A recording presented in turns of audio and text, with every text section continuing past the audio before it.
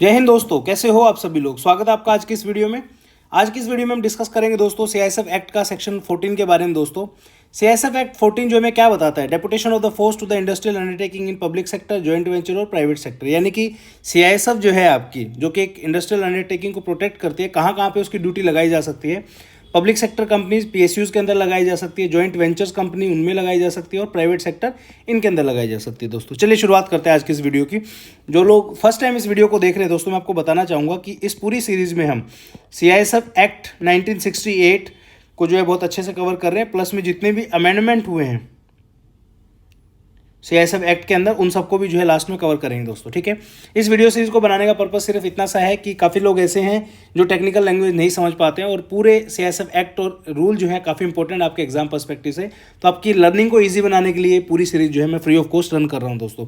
मुझे सिर्फ एक छोटी सी शिकायत आप लोगों से ये है, जितने भी लोग देख रहे हैं, हालांकि बहुत ज़्यादा लोग इस सीरीज़ को नहीं देख रहे हैं, बट जितने भी देख रहे हैं 200, 250, 300 लोग, प्लीज़ आपसे रिक्वेस्ट है कि जो भी वीडियो आप देखो उसके नीचे एक छोटा सा कमेंट जरूर करके जाए। रीज़न बीइंग, जब आप वीडियोस देखते हो और कमेंट नहीं करते हो तो मुझे ऐसा फील होता है कि ढंग से आपको ना तो मज़ा आ रहा है सीरीज़ को देखने में, ठीक है, पता नहीं आपको अच्छा लग भी रहा है नहीं लग रहा है। अगर कोई कमी लग रही है आपको सीरीज़ में तो जरूर बताएं, ताकि आने वाली वीडियोस में हम उसको जो है और बेहतर तरीके से जो है रिप्रेजेंट कर सके। बाकी मैं अपनी तरफ से पूरा बेस्ट एफर्ट जो है डाल रहा हूँ दोस्तों, कि आपको ईजी से ईजी वे में जो है पूरा का पूरा सीआईएसएफ एक्ट और पूरा का पूरा सीआईएसएफ रूल जो है समझा सकूँ दोस्तों। ठीक है, चलिए शुरुआत करते हैं आज की इस वीडियो की।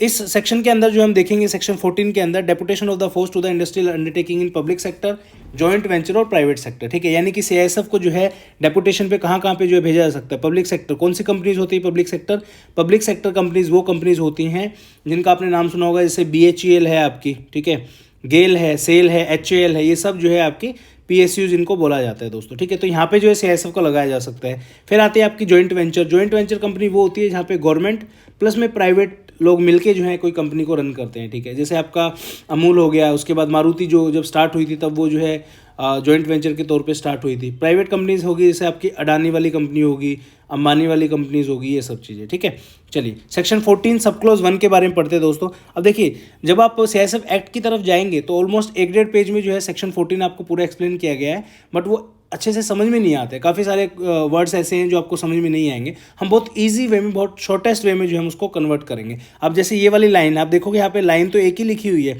बट सीआईएसएफ एक्ट के अंदर अगर आप जाके देखोगे तो ऑलमोस्ट 4-5 लाइनें लिखी हुई है, बट वो सेम बात जो है मैं यहाँ पे आपको छोटी सी एक लाइन में समझा दूंगा। ठीक है, सेक्शन 14 सब क्लोज 1 क्या बोलता है दोस्तों, मैनेजिंग डायरेक्टर ऑफ पीएसयू, कौन सी पीएसयू, पब्लिक सेक्टर की हो, जॉइंट वेंचर की हो या फिर आपका प्राइवेट सेक्टर की, तीनों में से कोई भी कंपनी के जो मैनेजिंग डायरेक्टर है। फॉर एग्जांपल एक कंपनी है वो एस्टेब्लिश होती है, ठीक है, इसका नाम मान लो ए बी सी, कोई कंपनी है ए बी सी। ठीक है, अब इनको लगता है कि यार हमें ना सिक्योरिटी की ज़रूरत है। ठीक है, हमारी कंपनी इतनी बड़ी है कि उसमें नुकसान हो सकता है, ब्रीच ऑफ स्पेनाइज हो सकता है और सारी एक्टिविटी हो सकती है, थेफ्ट हो सकती है, तो हमें क्या है ना सीआईएसएफ की सिक्योरिटी चाहिए। ठीक है, अब इसका प्रोसेस क्या है दोस्तों, वो प्रोसेस है मैनेजिंग डायरेक्टर जो है डीजी साहब जो है आपके सीआईएसएफ के, डीजी ऑफ सीआईएसएफ, इनको एक लेटर लिखेंगे कि सर प्लीज़ आप एक बार अपनी टीम को भेजिए या आप खुद आइए, कहाँ पे आइए, हमारी अंडरटेकिंग के अंदर आइए और चेक करिए कि हमें जो है कितने नंबर ऑफ फोर्स मेंबर की जो है ज़रूरत है इस एबीसी कंपनी के अंदर, और उसके रिगार्डिंग जो है कितने लोग आपको चाहिए इसको प्रोटेक्ट करने के लिए, तो हमें जो है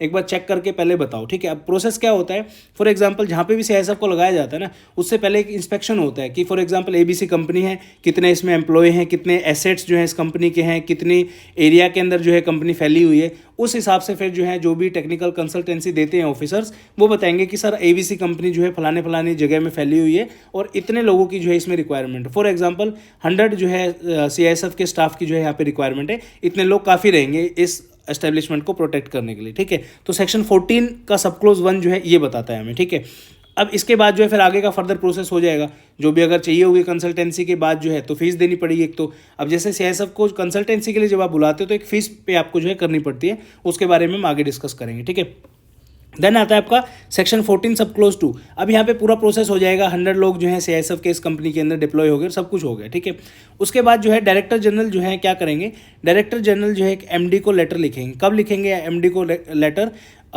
कई बार ऐसा होता है कि फोर्स की जेन्युइनली रिक्वायरमेंट नहीं होती है। ठीक है, जैसे फॉर एग्जांपल लोग तो लगे हुए हैं, मान लो 150 लोग लगे हुए हैं किसी जगह पे, या तो उतने लोगों की रिक्वायरमेंट नहीं है, या फिर कई बार ऐसा होता है कि फंड्स देना कंपनी बंद कर देती है, या कोई भी ऐसा है, या फिर जो कॉन्ट्रैक्ट टर्मिनेट होने वाला होता है, जस्ट अ सेकंड।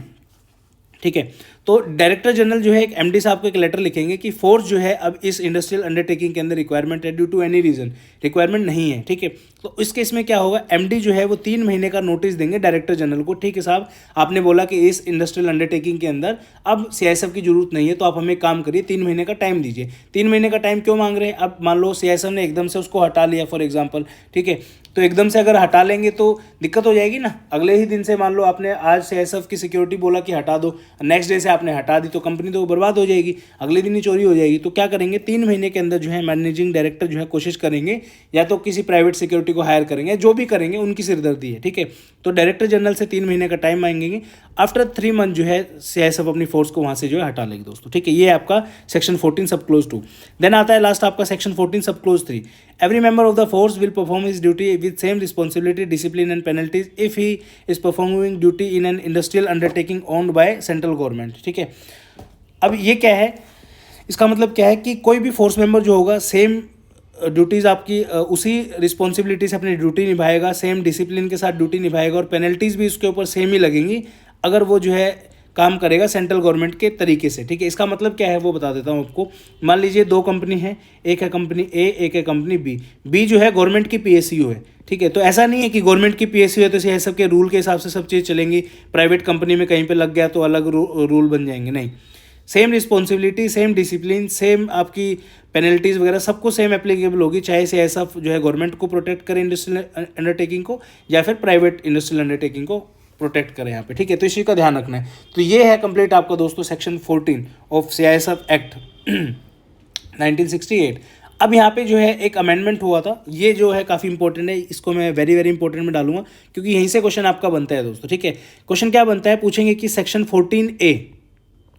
14A जो है वो कब इंसर्ट किया गया था सीआईएसएफ एक्ट के अंदर, ठीक है।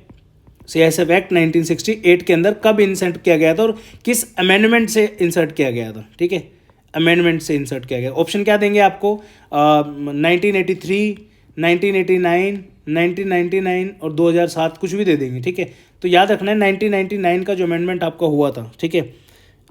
लिख देता हूँ मैं यहाँ पे दोस्तों ताकि आपको याद रहे अच्छे से, इंपॉर्टेंट है काफ़ी इसलिए इतना थोड़ा एम्फेसिस में इस पर डाल रहा हूँ। Amendment of 1999 in CISF act 1968। 1968 का जो आपका ओरिजिनल एक्ट था उसके अंदर एक अमेंडमेंट किया गया 1999 के अंदर, ठीक है। अब क्या था, अभी तक आप देखोगे 1999 का जो टाइम था, ठीक है, इससे पहले जो है एक अमेंडमेंट आपका हुआ था 1989 के अंदर। इसमें क्या हुआ था, इसमें आपका जो है एचएल खेरा एक जनरल मैनेजर थे जम्मू एंड कश्मीर के अंदर, उनकी हत्या कर दी जाती है, ठीक है। उसके बाद जो है अमेंडमेंट 1989 में हुआ, बोला गया कि भाई आपको सिर्फ और सिर्फ ऐसा नहीं कि इंडस्ट्रियल अंडरटेकिंग को बाहर से आपको प्रोटेक्ट करना है, इसके एम्प्लॉयज़ को भी प्रोटेक्ट करना है, इसके मैनेजर को भी प्रोटेक्ट करना है, सब कुछ करना है। तो ये अमेंडमेंट जो है 1989 के अंदर आपका आया था। अब आप देखोगे सीआईएसएफ जो है स्टार्ट हुई थी आपकी 1969 के अंदर, ठीक है, अगर आपको याद है तो, और ये साल आ गए 1999, ठीक है। सब कुछ बढ़ रहा था यहाँ पे जो है इंडस्ट्रीज जो है जस्ट लगनी स्टार्ट हुई थी इंडिया के अंदर, इनिशियल टाइम था। उसके बाद जो है 1999 तक आते आते काफ़ी सारी डेवलपमेंट जो है हो चुकी थी, प्राइवेट कंपनीज भी जो है बहुत सारी जो है यहाँ पे जो है जिन्होंने डेवलपमेंट यहाँ पे दिखाया था, ठीक है। तो काफ़ी सारा प्रोग्रेस जो है इंडिया में इंडस्ट्रियल अंडरटेकिंग्स के अंदर हो रहा था दोस्तों।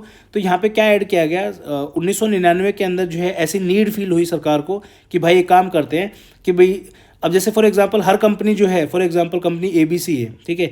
अब हर कंपनी जो है अफोर्ड नहीं कर सकती सीआईएसएफ की सिक्योरिटी, क्योंकि इसमें देखो आपको सीआईएसएफ को गाड़ी अलग देनी पड़ेगी, ठीक है, जितने भी ऑफिसर्स होंगे क्वार्टर अलग देने पड़ेंगे, उसके बाद सैलरी टाइम से देनी पड़ेगी, वेपन का अलग खर्चा, ये वो बहुत सारी चीज़ें यहाँ पे आ जाती, ठीक है। तो जो छोटे साइज़ की कंपनी होती है वो इतना खर्चा अफोर्ड नहीं कर सकते, तो वो क्या करते हैं, सीआईएसएफ को बोलते हैं कि सीआईएसएफ जी आप आओ हमारी कंपनी में, एबीसी कंपनी में आओ और यहाँ पे चेक करके बताओ कि कितने सिक्योरिटी गार्ड की रिक्वायरमेंट है। फॉर एग्जांपल सीआईएसएफ ने इनका एनालिसिस किया, प्रॉपर कंपनी का सर्वे किया, पता चला कि यार इनको ना 20 लोगों की जो है रिक्वायरमेंट है सिर्फ, ठीक है। तो 20 लोगों की रिक्वायरमेंट तो सीआईएसएफ बता देगी कि आपको 20 लोगों की रिक्वायरमेंट है, ये डिवाइसेज आपको चाहिए, ये कैमरा इंस्टॉल करवाने हैं और यहाँ पे जो आप सेटअप कर सकते हो। तो ये जो सारा ज्ञान जो दे रहे हैं ना सीआईएसएफ वाले, इसको हम क्या बोलते हैं, इसको बोलते हैं कंसल्टेंसी, ठीक है। क्या बोलते हैं, कंसल्टेंसी। कौन सी कंसल्टेंसी होगी है, technical consultancy, technical consultancy service होगी है, ठीक है। सर्विस। इसी को हम क्या बोल देते हैं, इसी को हम बोल देते हैं TCS, टेक्निकल कंसल्टेंसी सर्विस। कुछ नहीं हुआ था, 1999 के एक्ट में ये वर्ड ऐड हुआ था, टेक्निकल कंसल्टेंसी सर्विस। ऐड कहाँ पे हुआ था, सेक्शन 14A के थ्रू, ठीक है। यानी कि सेक्शन 14A हमें क्या बताता है, technical consultancy service provided by CISF to the private organisations, या फिर जो अदर डिपार्टमेंट हैं उनको, ठीक है। अब इसके अंदर के जो पॉइंट उनको देख लेते हैं। Director general can give security consultancy on request of the managing director और authorised person of a private industrial establishment. Director general में direct force members to provide technical consultancy service. Simple है, private industry का ये मैंने already पूरा का पूरा topic आपको एक्सप्लेन कर दिया, बट फिर भी मैं आपको बता देता हूँ। अब क्या होगा, प्राइवेट इंडस्ट्रियल एस्टेब्लिशमेंट का जो मैनेजिंग डायरेक्टर होगा या कोई ऑथराइज पर्सन होगा, वो डायरेक्टर जनरल से रिक्वेस्ट करेगा, और डायरेक्टर जनरल जो है या तो खुद या फिर अपने किसी टीम मेंबर को जो है, फोर्स मेंबर को भेजेंगे टेक्निकल कंसल्टेंसी सर्विसेज प्रोवाइड करने के लिए, यानी कि चेकआउट करने के लिए कि कितना सिक्योरिटी का क्या कुछ प्रावधान आपको चाहिए, ठीक है। नेक्स्ट आता है subject to the central government direction. This power is exercised as per any general direction issued by the central government. अब ऐसा भी हो सकता है कि सेंट्रल गवर्नमेंट बोले CISF को कि भाई फलानी कंपनी की रिक्वेस्ट आई है, आप जाओ और चेक करके आओ, ये भी हो सकता है, ठीक है। तीसरा है fee based service. Such consultancy is provided in manner prescribed and on payment of a prescribed fees, ठीक है। अब देखो हर चीज़ की फीस लगती है। डॉक्टर के जाते हो वहाँ पे आपको पर्ची कटानी पड़ती है, लॉयर के जाते हो वहाँ पे लॉयर की फीस लगती है, टीचर के पास अगर आप बच्चों को कोचिंग के लिए भेजते हो तो ट्यूशन फी लगती है। तो हर चीज़ की जो है फीस होती है दोस्तों, ठीक है। तो कंसल्टेंसी की भी जो है दोस्तों फीस होती है, ठीक है। अब यहाँ पे जो है पहले फीस आपको पे करनी पड़ेगी, जिसको हम प्रिस्क्राइब्ड फी बोलते हैं। प्रिस्क्राइब्ड फी मतलब जो भी डिसाइडेड फी है कि इतना काम होगा तो इतना पैसा लगेगा कंसल्टेंसी के लिए, ज़्यादा होगा तो ज़्यादा होगा। सिंपल सा है, दो कंपनी है, ABC है, ठीक है। यहाँ पे रिक्वायरमेंट है 20 लोगों की, दूसरी है CDE कोई कंपनी है, यहाँ पे रिक्वायरमेंट है 100 लोगों की। अब इनका प्लान बिल्कुल अलग बनेगा, इनका प्लान अलग बनेगा। इनमें मान लो चाहिए मान लो 50 कैमरा, यहाँ पे चाहिए मान लो 200 कैमरे, उसके बाद अलग इक्विपमेंट वगैरह। तो इनके ऑब्वियसली है यहाँ पे ज़्यादा टाइम आपको CISF को देना पड़ेगा और ज़्यादा काम करना पड़ेगा। यहाँ पे यहाँ पे ऊपर कम काम करना पड़ेगा, नीचे ज़्यादा लोगों की और कैमरे की रिक्वायरमेंट है तो यहाँ पे ज़्यादा टाइम लगेगा, ठीक है। तो इनकी फीस ऑब्वियसली ज़्यादा होगी ऊपर वालों से, ठीक है। उसके बाद है fees goes to the government.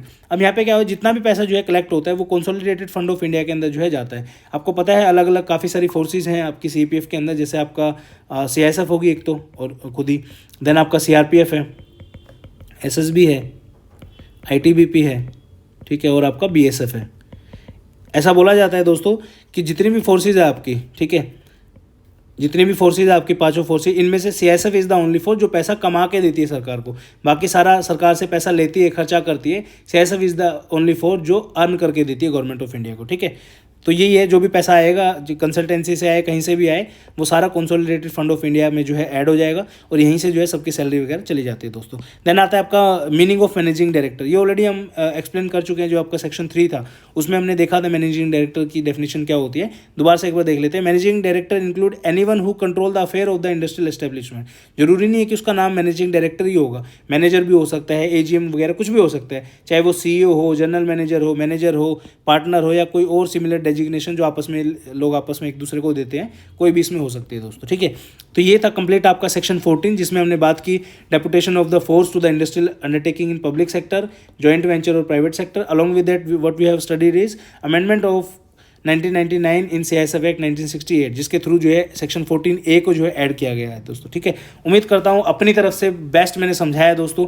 Please comment करिए, जितने भी लोग देख रहे हैं, चाहे 100 लोग देख रहे हैं तो 100 के 100 लोग एक बार कमेंट करके जरूर बताओ कि अच्छा लग रहा है या नहीं लग रहा है, क्योंकि मेरी मेहनत बिल्कुल बेकार हो जाएगी अगर आप लोग जो है फीडबैक नहीं देंगे तो दोस्तों, ठीक है। नेक्स्ट वीडियो में हम डिस्कस करेंगे सेक्शन 15 के बारे में। तब तक के लिए बहुत बहुत धन्यवाद इस वीडियो को देखने के लिए। Have a good day. जय हिंद, वंदे मातरम।